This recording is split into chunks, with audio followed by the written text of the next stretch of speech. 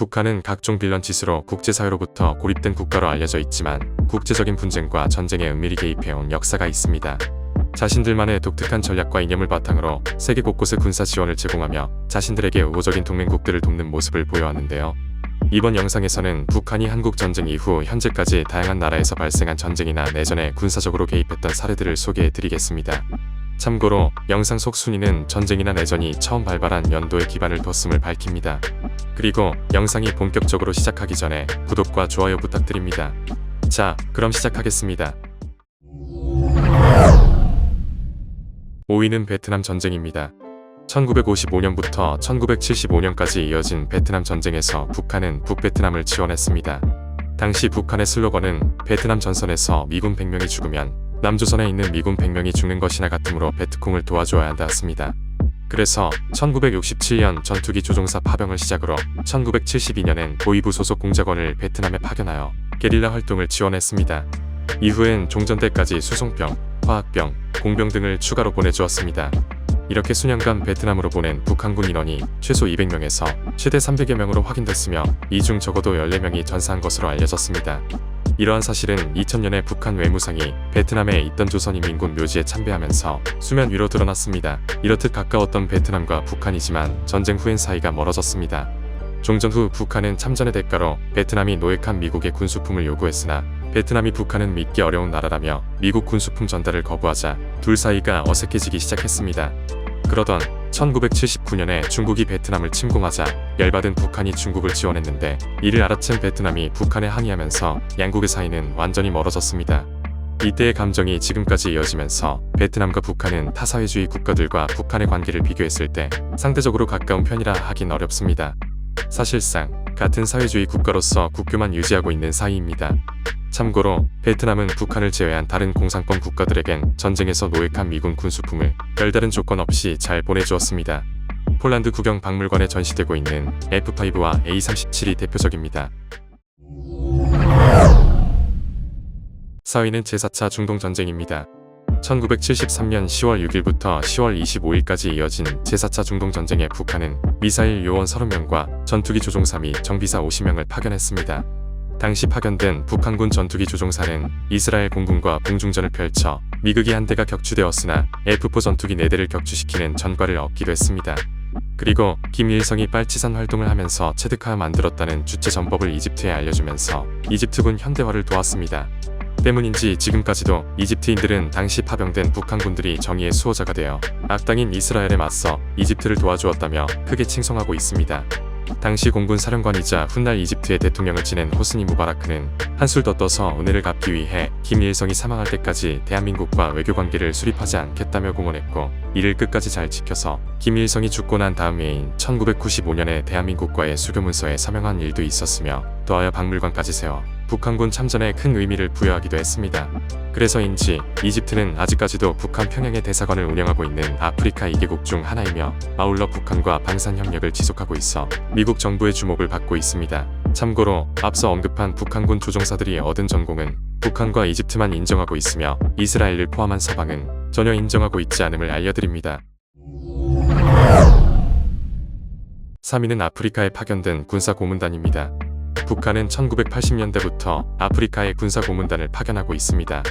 이들은 아프리카 국가들을 도와 아프리카의 고질병인 내전에 직간접적으로 참여했는데 대표적인 파견들이 바로 1984년에 리비아에서 일어난 반카다피 시위 해결을 위해 보내진 북한군 25명, 1987년 우간다 내전에 파견된 군사교관단 50여 명 그리고 비교적 최근인 2014년에 콩고민주공화국 대통령 경호 담당 부대에 파병된 교관 30여 명이 있습니다. 물론 대규모 파병도 있었는데 1970년대부터 2002년까지 이어진 앙골라 내전에 북한군 3,000명과 고문관 1,000명을 파견해 공산주의 성향의 엠플라와 함께 민주주의 성향인 유너타와 싸웠던 일도 있었습니다. 이러한 행위는 물론 모두 유엔 제재 위반이나 이들은 현재 러시아에서 하고 있는 것처럼 파견되어 있는 국가의 군복을 입고 근무하는 식으로 유엔 제재의 예봉을 피하고 있습니다. 끝으로 앞서 언급한 국가들을 제외하고 아프리카에서 북한 군사고문단을 받았거나 북한 군사고문단이 체류하고 있는 국가들을 알려드리면 루안다, 소말리아, 탄자니아, 짐바브웨, 세이셸, 잠비아, 모잠비크, 마다가스카르 등이 있습니다. 2위는 시리아 내전입니다. 정확히 밝혀지지는 않았지만 2011년부터 이어지고 있는 시리아 내전에 철마 1과 철마 7로 불리는 북한 지상군 2개 부대와 미사일 기술자가 시리아 정부군 편에 서서 반군과 싸우고 있는 것으로 알려져 있습니다. 다만 우리 정부는 부대당 파견 인원이 10명 안팎으로 매우 적어 실질적인 전투 수행을 하기보단 동맹국의 최소한의 신의를 보여준 것으로 보고 있습니다. 그러나 이와는 정반대로 아랍의 한 언론에 따르면 북한 공군 소속 전투기 조종사가 공습에 적극 참가하고 있는데 이들이 일으키는 인명피해가 대단하다고 합니다. 이외에도 당연히 북한이 시리아에 제공하는 무기 지원도 주목해야 합니다. 왜냐하면 북한은 시리아에 본인들이 개발한 각종 화학무기, 방사포, 미사일 등을 보내주면서 시리아 내전을 자국 무기 실전 훈련장으로 활용하고 있기 때문입니다. 예를 들어 북한이 시리아에 보낸 무기 중 하나가 바로 122mm 방사포인데 북한은 시리아 내전에서 이 122mm 방사포 성능 개량 테스트를 진행하고 있는 것으로 알려져 있습니다. 참고로 이 122mm 방사포가 바로 2010년 당시 연평도 포격 만행에 활용했던 무기입니다. 그리고 북한이 시리아에 각종 핵시설을 짓고 기술 협력을 하고 있다는 이야기도 나오고 있어 한국 정부의 우려가 매우 큰 상황입니다. 1위는 우크라이나 러시아 전쟁입니다. 2022년부터 이어지고 있는 러시아의 우크라이나 침공에 최소 12,000여 명의 북한군이 파병될 예정입니다. 이는 앙골라 내전 이후 최대 규모의 파병입니다. 참고로 우크라이나로 보내지는 북한군의 대부분은 폭풍군단 소속인데 이 폭풍군단은 지난 1968년 청와대 습격 사건을 일으킨 이리사 부대를 모체로 타 특수부대를 합병하여 만들어진 부대입니다. 다시 본론으로 돌아와서 이미 12,000여 명의 북한군이 러시아 동부 5개 군사기지에서 적응 훈련을 받고 있으며 그중 최소 2,600명에서 최대 5,000명 규모의 북한군 선발대가 우크라이나가 기습으로 점령한 쿠르스크주에서 이미 전투에 참여하고 있는 것으로 알려지고 있습니다. 한편 북한군 파병 인원에 대한 또 다른 예측치가 있었는데 독일 프리드리히 나우만 재단은 진지 구축 기술에서 세계 최고 수준인 북한군 공병부대도 러시아에 지대한 관심을 받고 있는 상황이라서 이미 파병된 12,000여 명 규모의 특수부대는 최소치이며 파병될 총 인원이 2만 명도 넘을 가능성이 매우 높다고 우려하고 있습니다. 물론 이러한 병력 파병 외에도 북한은 러시아의 무기 지원도 아끼지 않고 있는데 다수의 해외 언론에 따르면 국제사회의 주목을 받지 않았던 2022년부터 지금까지 최소 17억 달러에서 최대 55억 달러, 하나로 최대 8조 원 상당의 무기가 북한에서 러시아로 넘어간 상황입니다. 네, 맞습니다. 자국민이 굶어 죽든 말든 인민들의 위대한 지도자 김정은은 최대 8조 원을 무의미한 전쟁을 일으킨 러시아에 보내주었습니다.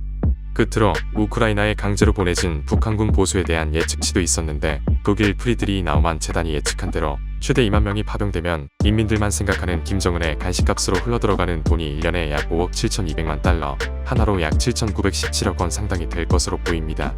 지금까지 북한이 군사적으로 참전한 전쟁이나 내전 탑5를 알아보았습니다. 아직 구독과 좋아요를 안 하셨다면 구독과 좋아요 부탁드리면서 이번 영상 마무리하겠습니다.